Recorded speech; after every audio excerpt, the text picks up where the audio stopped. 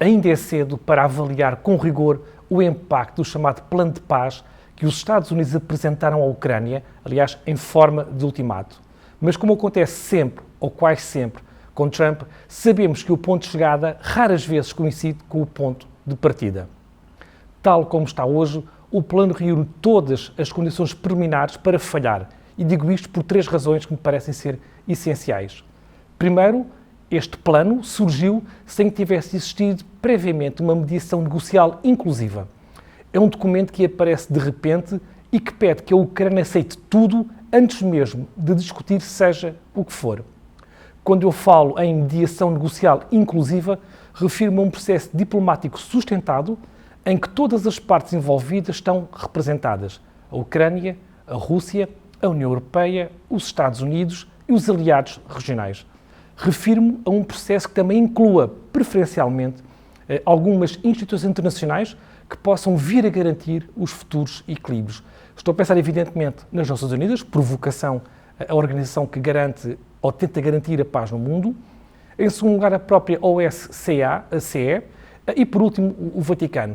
Parece-me que o Vaticano, e tem sido um ponto que eu tenho insistido muito, também deve ter aqui, ou pode vir a ter, um papel relevante.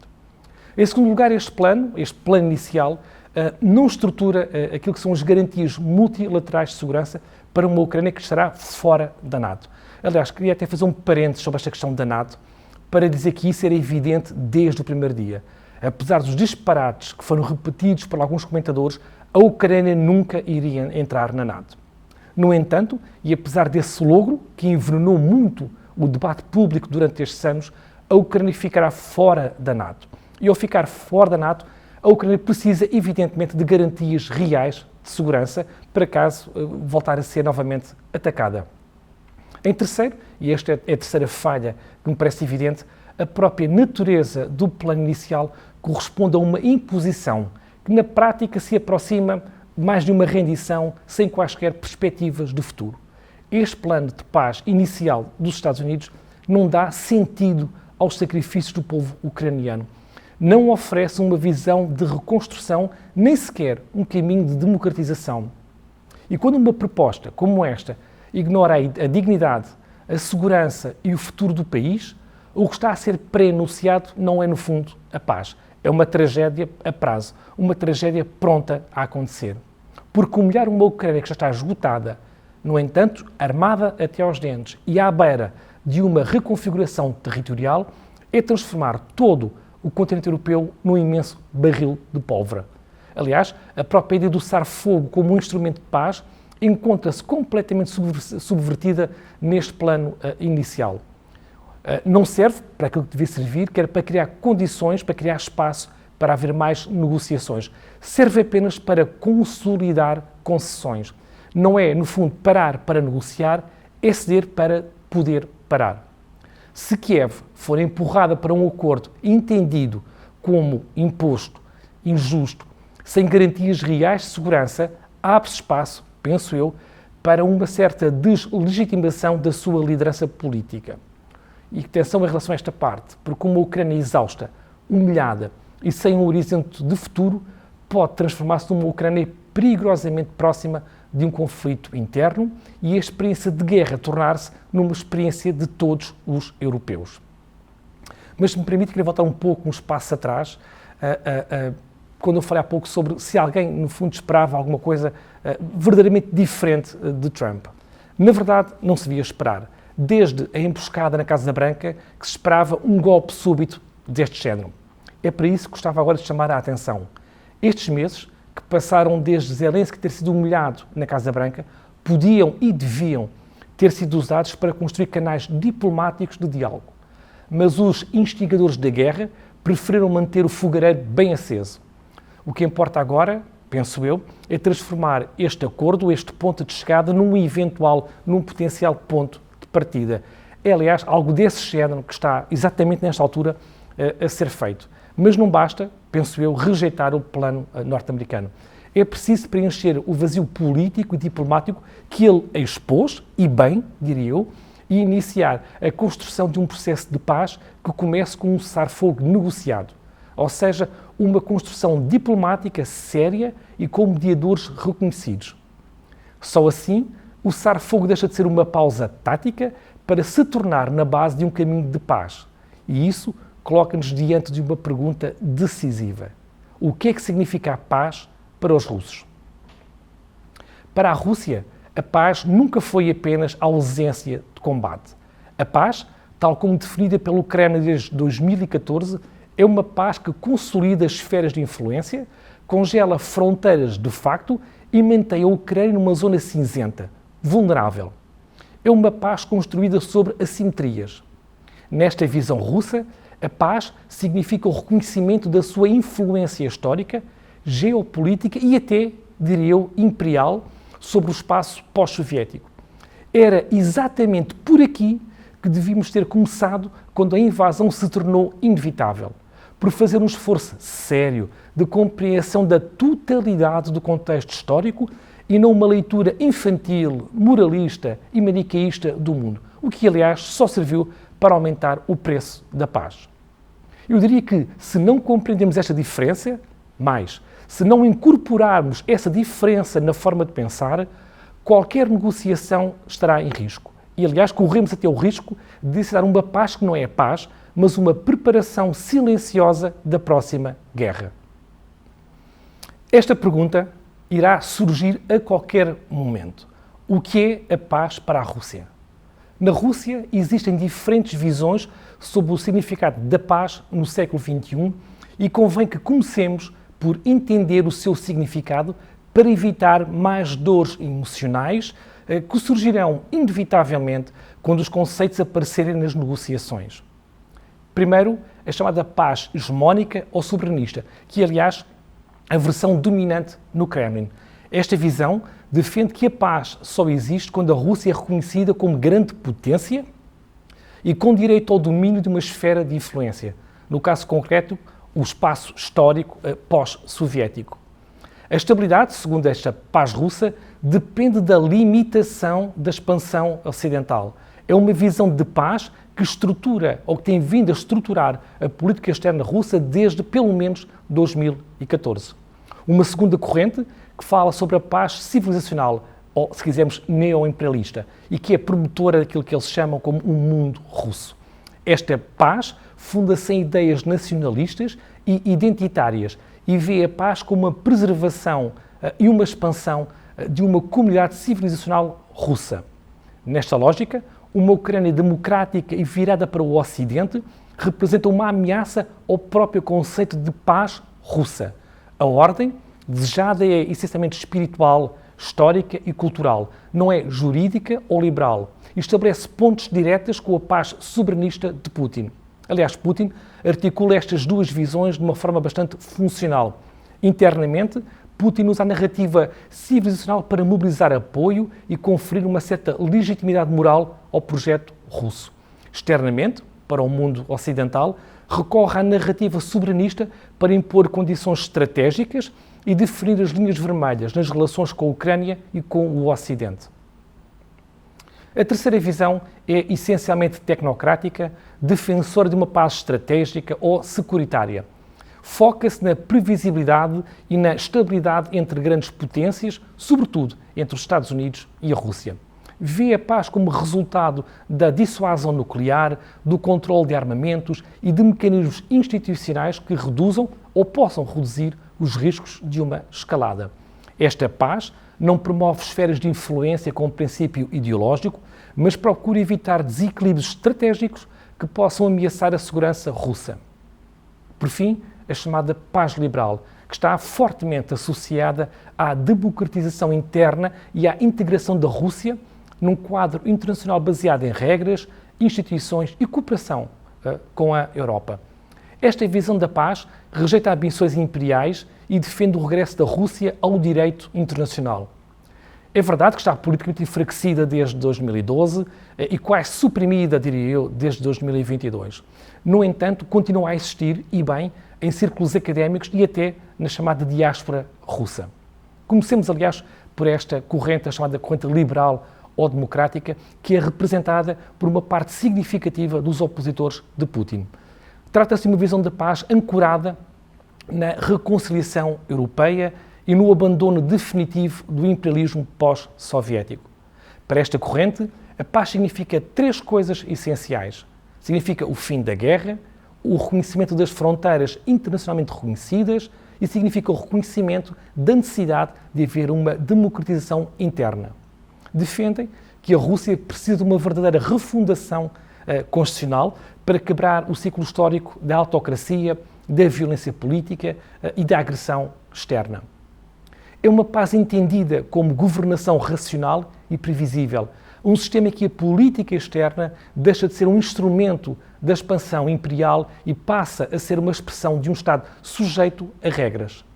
A verdade é que esta corrente liberal ou democrática dificilmente poderá vingar na Rússia atual, que é uma autocracia consolidada, na medida em que o sistema político russo contemporâneo foi construído precisamente para impedir o surgimento de qualquer alternativa real.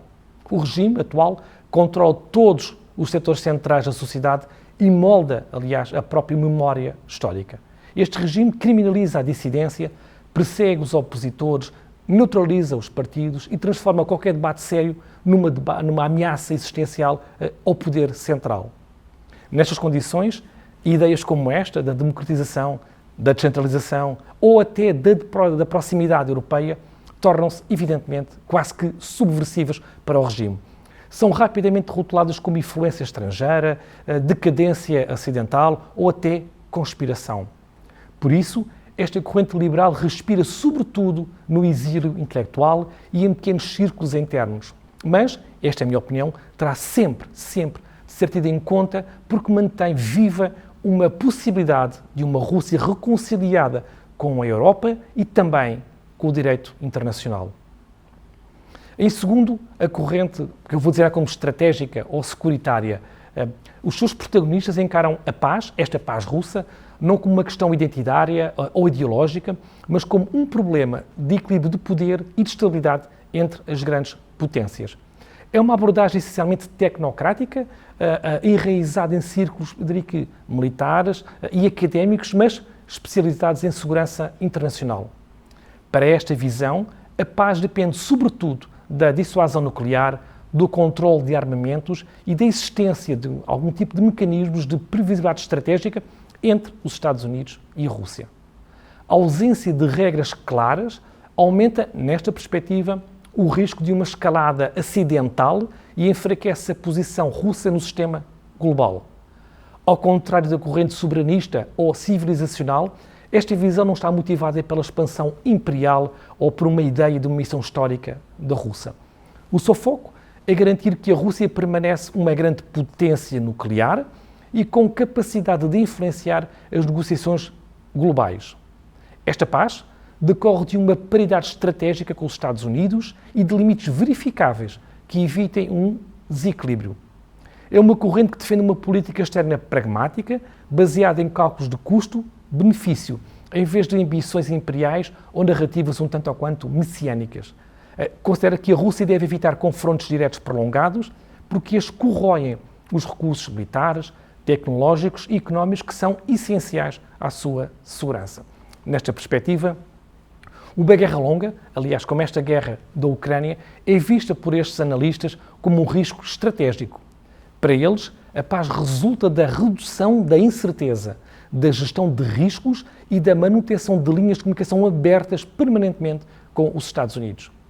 Apesar da sua racionalidade interna, esta corrente tem vindo a perder imensa influência política nos últimos anos perante aquilo que é a ascensão das narrativas ideológicas.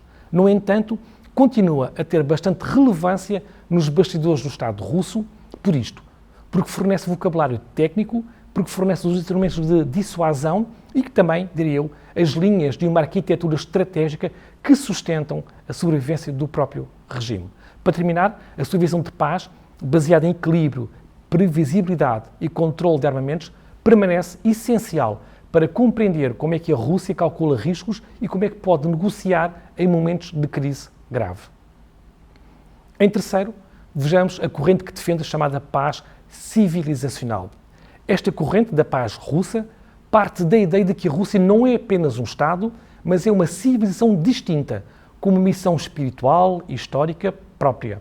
É uma visão neoimperialista que promove o conceito do mundo russo aqui entendido como uma comunidade de povos eslavos unidos pela língua, pela cultura, pela religião e também, muito importante, por uma memória histórica comum. Nesta leitura, a paz não depende de tratados internacionais, mas da coerência interna dessa civilização e da sua capacidade de manter uma posição central na Eurásia. Esta paz significa, portanto, a continuidade da Rússia como um polo civilizacional, com autoridade moral e histórica sobre os povos que considera fazerem parte da sua esfera de influência. Neste enquadramento, uma Ucrânia democrática e ocidentalizada não é apenas um problema geopolítico, é um desafio existencial. Aliás, a existência de um Estado eslavo oriental pluralista, europeu e soberano é visto como uma ameaça à própria definição da paz russa. Isto porque corrompe a unidade cultural e espiritual imaginada por este mundo russo. A ameaça não é apenas militar, a ameaça é ideológica, a ameaça é identitária e a ameaça é civilizacional. Por isso, para esta corrente de pensamento na Rússia, a paz pressupõe a reintegração, subordinação ou a neutralização da Ucrânia. Qual é que é o objetivo? No fundo, é restaurar a harmonia histórica deste espaço. A ordem desejada é profundamente cultural, espiritual e histórica, rejeitando tanto o direito internacional como os modelos liberais ocidentais. Esta corrente valoriza a hierarquia, tradição e a continuidade e desconfia de conceitos como soberania individualista, pluralismo ou integração europeia. Nesta visão, a paz não se constrói com regras universais, mas com o respeito por uma hierarquia civilizacional, evidentemente, que a Rússia ocupa no centro e que os vizinhos estão, no fundo, a ser avaliados em função da sua proximidade cultural e da sua lealdade política. Esta corrente é uma corrente muito poderosa no imaginário político russo contemporâneo. Queria que isto ficasse claro, porque oferece ao regime uma narrativa de missão histórica, porque legitima a expansão cultural e territorial. E também por isto, porque transforma conflitos em luta pela alma da Rússia. A força não reside apenas na política externa, mas na forma como reconfigura a identidade russa, tornando, aliás, qualquer avanço democrático nos países vizinhos num desafio direto ao seu próprio conceito de paz. Por fim, a corrente hegemónica, que eu vou chamar a corrente soberanista, e que no fundo representa aquilo que é a visão atual dominante na Ucrânia. Aliás, eu falo sobre isto, sobre as elites pós-soviéticas desde o início da guerra, e um bocadinho como é que esta corrente se tornou na base conceptual da política externa de Putin desde, pelo menos, o início dos anos 2000. Nesta perspectiva, a paz não é entendida como a ausência de guerra, mas como a estabilização de um equilíbrio de poder favorável, evidentemente, à Rússia. Significa, antes de tudo, o reconhecimento internacional da Rússia como grande potência, como uma esfera de influência que seja legítima naquilo que é um antigo espaço pós-soviético. Para Putin, esta esfera não é uma ambição recente, mas a recuperação de um direito histórico violado, nesta perspectiva, pela expansão da NATO e pela integração europeia dos antigos territórios soviéticos. Assim, esta paz só se torna possível quando o Ocidente aceitar limites à sua própria presença na região. Nesta lógica, a Ucrânia assume, evidentemente, um papel absolutamente central. Ou seja, uma Ucrânia soberana, democrática e integrada no Ocidente, especialmente na NATO e na União Europeia, é vista como incompatível com a paz russa, porque elimina as fronteiras entre os dois mundos. Para Putin e para esta corrente soberanista, a Ucrânia é absolutamente central no imaginário pós-soviético. Aliás, é o país cuja orientação determina se a Rússia é uma potência euroasiática respeitada ou apenas isto, um Estado reduzido ao seu núcleo territorial. É exatamente por isso que esta ideia de paz exige que a Ucrânia seja neutra, desmilitarizada e até amputada de partes do seu território, ou pelo menos incapaz de se integrar plenamente nas estruturas ocidentais. É esta lógica que irá estruturar o comportamento russo nas negociações de paz e convém que nós saibamos alguma coisa mais do que apenas as narrativas mediáticas de espuma de cada um dos dias. Um acordo aceitável para Putin não será certamente um acordo que apenas termine com a guerra, mas um acordo que reconfigure o mapa de segurança da Europa, segundo, evidentemente, os termos russos. Ou seja, trata-se de uma legitimação territorial de ganhos militares, garantias de neutralidade da Ucrânia, limitação da presença militar ocidental no seu território e, idealmente, a criação de uma zona tampão sob, evidentemente, influência russa. Para o Kremlin, uma paz que não inclua estes elementos não é paz.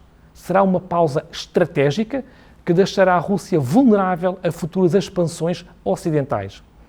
Isto, nesta perspectiva russa, representará obstáculos colossais nas negociações. Aliás, mesmo num cenário de cessar-fogo, irá, em minha opinião, permanecer a exigência de que o Ocidente reconheça a primazia russa no espaço pós-soviético, quase como uma condição sine qua non para se avançar numa discussão. Esta paz, a paz soberanista, a paz de Putin, enquanto narrativa de Estado, transforma a guerra num instrumento para forçar exatamente esse reconhecimento.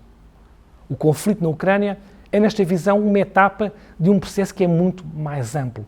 Trata-se da reconfiguração do sistema de segurança europeu para restaurar aquilo que esta corrente defende como o papel da Rússia como potência. Esta interpretação explica por que motivo o Kremlin se mostra disposto a prolongar o conflito.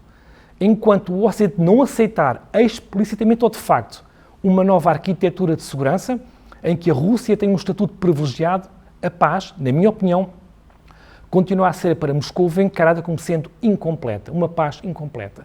E esta visão, é preciso nós tenhamos isto bem presente, colide frontalmente com a noção ocidental de paz, que é baseada em soberania e na integridade territorial. É isto que devemos esperar quando se falar da paz russa. Um regresso ao imaginário imperial da Rússia, mas orientado agora para o reconhecimento da sua esfera de influência. Como eu referi há pouco, Putin articula estas duas visões de forma funcional. Por um lado, usa a narrativa civilizacional para mobilizar o apoio dentro da Rússia e dar uma certa legitimidade moral ao projeto russo.